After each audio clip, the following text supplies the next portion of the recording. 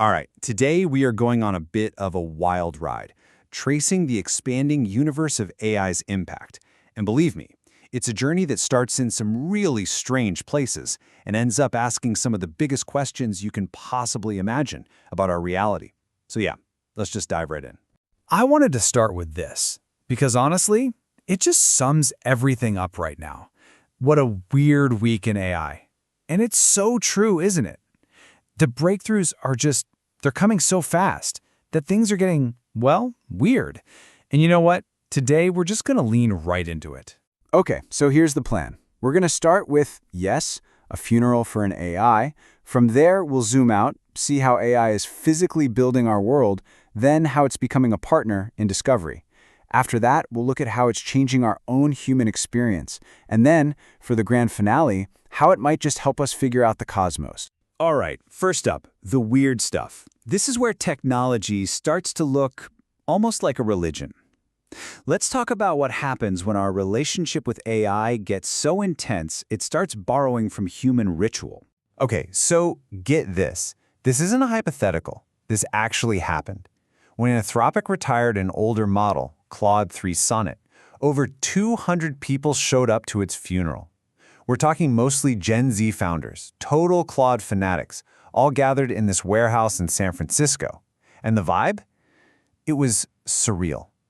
Dimly lit, there's this giant H.P. Lovecraft-style tentacle hanging from the ceiling, and they had an AI-generated eulogy read out to a mannequin. I mean, wow. It really makes you ask, right? At what point does a piece of software stop being just a tool and become something else, something you'd hold a funeral for? So let's shift gears from the kind of abstract and cultural to the very, very real. AI isn't just inspiring funerals. It's physically changing the world around us. We're talking robotics, sure, but also the actual stuff we use to build everything. I mean, just look at this. Seriously, the way these robot hands are moving, that kind of fine-tuned control, that was pure sci-fi just a few years ago. The ability to pick up something delicate with a touch that's almost human? This isn't just a small step forward. No, this is a massive leap. It could literally change everything from how we build things to how we perform surgery. And look, this stuff isn't stuck in a lab anymore. Over in Europe, the first driverless mainline train is now live. It's out there in the wild. Just think about that for a second. This isn't some closed test track. It's dealing with the real world. You know, deer on the tracks, cars at crossings, all the messy, unpredictable stuff. The fact that it's working shows that this kind of AI is ready to leave the sandbox and come play in our world. And get this, AI is even reinventing the very ground we walk on. You know how Roman concrete has lasted for like 2,000 years, and we've always wondered how? Well, an AI might have just cracked the code.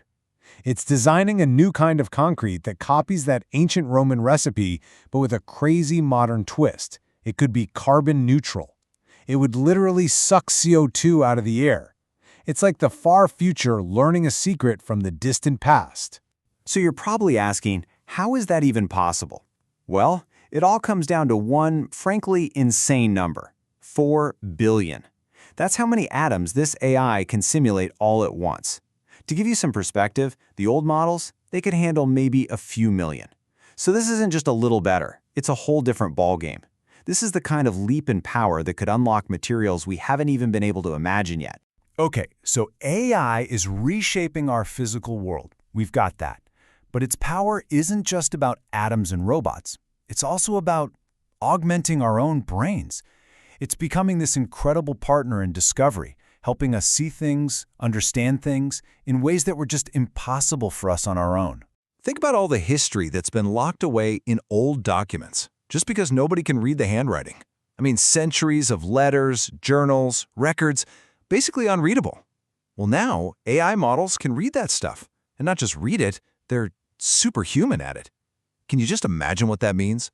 For historians, for people tracing their family trees, for scholars looking at ancient texts.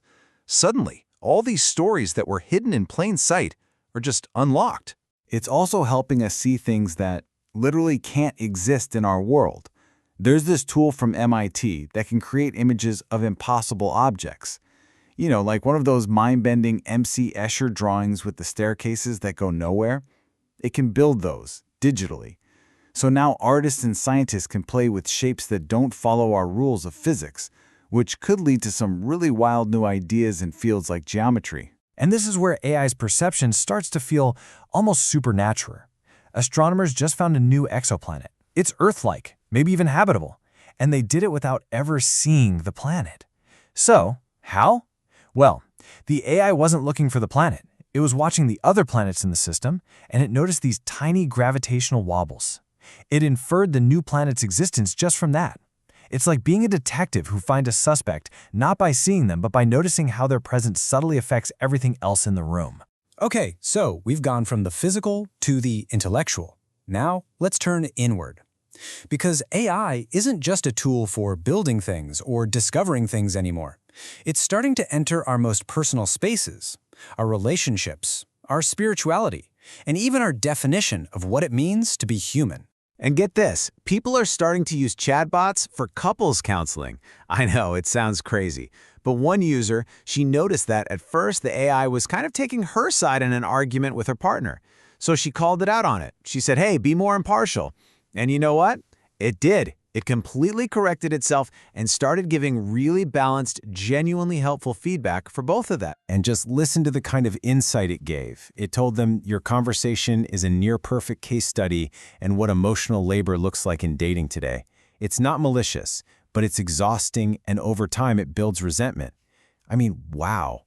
That is a stunningly clear analysis of a complex human dynamic. This shows that AI is becoming more than just an assistant. It can be a mediator. This closeness we're developing with AI is also making us ask some really deep questions. There's this really interesting argument from writer Ellen Hayes. She says that what AI can't do is actually the most important part. It has no desires, no soul, no free will. It doesn't yearn for something more. And her point is, the more we build these things that look like us, the more we realize what makes us different. Our value doesn't come from our processing power. It comes from something else, something intrinsic. Okay, so from the deeply personal, let's zoom all the way out to the biggest picture possible. We're going to touch on these grand, sweeping theories about what intelligence even is and our place in the entire cosmos. So here's a wild idea.